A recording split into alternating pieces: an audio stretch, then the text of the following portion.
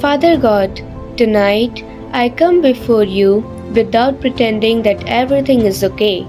You know, the parts of my heart that I don't talk about. You know, the disappointment I hide behind the smile. You know, the fears I keep to myself. And you know, the wounds I haven't completely healed from. Lord, I don't have to hide anything from you. Bring your healing into the places that still hurt. Give me peace where there has been confusion. Give me comfort where there has been loneliness. And give me hope where I have started to feel discouraged. Help me stop being ashamed of needing healing. Remind me that you are patient with me and that healing can take time. Tonight, I surrender the hidden parts of my heart to you. Hold me close while I sleep and remind me that I am never alone.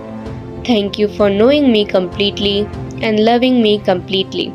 I rest in your presence tonight. In the mighty name of Jesus, Amen.